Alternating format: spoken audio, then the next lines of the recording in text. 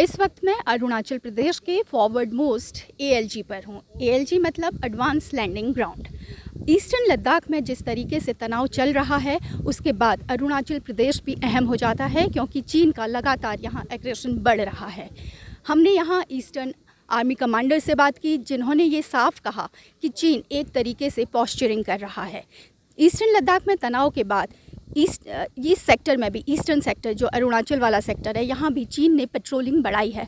हालांकि बहुत जगह पर वो पेट्रोलिंग नहीं बढ़ी है, लेकिन जो पेट्रोलिंग पैटर्न है, चीन का पेट्रोलिंग पैटर्न बदला है। और इसके अलावा चीन जो एक एनुअल एक्सरसाइज करता है, उनकी सालाना ट्रेनिंग एक्सरसाइज होती है, वो LAC के दूसरी तरफ चीन के इन डेप्थ एरिया में ही होती है। उस एक्सरसाइज का स्केल चीन ने बढ़ाया है, यानी कि वो थोड़े बड़े स्तर पर हो रही है, और उसका जो ड्यूरेशन है एक्सरसाइज का, वो ड्यूरेशन भी बढ़ा है। तो चीन एक तरीके से पॉस्चरिंग की कोशिश कर रहा है। हालांकि भारत भी पूरी तरह से तैयार है। अगर हम इंफ्रास्ट्रक्चर की बात करें तो अभी पूरा फोकस LAC के पास इंफ्रास्ट्रक्चर बढ़ाने में है। हम जब गुवाहाटी से तेजपुर और तेजपुर से होते हुए फॉरवर्ड इलाके में आए, LAC की तरफ हम बढ़ रहे हैं, तो हमने यहाँ देखा कि लगातार इंफ्रास्ट्रक्चर सुधर रहा है। और इसके अलावा तवांग तक पहुँचने के लिए अगर हम देखें तो अभी तक सिर्फ एक ही एक्सेस है, यानी एक सेंट्रल एक्सेस है, जहाँ से होते हुए तवांग तक पहुँचा जा सकता है। अगर ये रास्ता बंद हो जाए तो तवांग तक पहुंचने के लिए कोई भी सड़क मार्ग नहीं है। लेकिन अब एक ऑप्शनल रूट भी बनाया जा रहा है, जिसको वेस्टर्न एक्सेस कहते हैं। उसका काम 2 साल के भीतर पूरा हो जाने की उम्मीद है। तो लगातार फॉरवर्ड एरिया तक हमारे सैनिक कितनी तेज़ी से पहुंच सकते हैं, सप्लाई कितनी तेज़ी से पहुंच सकती है, इस दिशा में लगातार काम हो रहा है। दूसरा जो काम हो रहा है वो सर्विलेंस पर है। लगातार निगरानी बढ़ाई जा रही है, वो ड्रोन के ज़रिए है, रडार के ज़रिए है।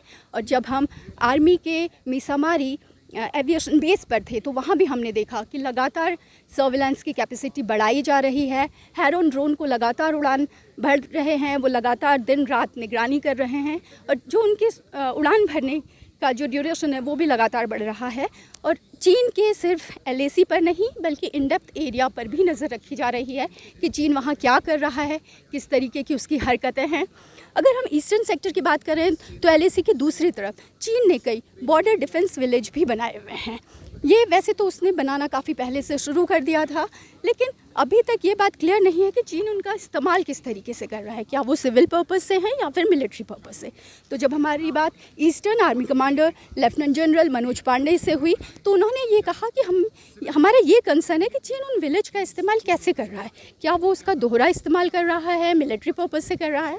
तो ये सारी बातें जब भी भारतीय सेना अपनी रणनीति बनाती है, ऑपरेशनल तैयारी करती है, तो इस बात का पूरा ध्यान रखा जाता है कि उसके बॉर्डर डिफेंस विलेज का भी ध्यान रखा जाए, उस हिसाब से रणनीति बनाई जाए। तो अब हम जब आगे फॉरवर्ड एरिया में जाएंगे, इससे भी आगे जाएंगे, तो वहाँ से हम आपको बताएंगे कि वहाँ हमारा इंफ्रास्ट्रक्चर किस तरीके से बढ़ रहा है, हमारी सेना किस तरीके से तैयार है। पूनम पांडे LAC से।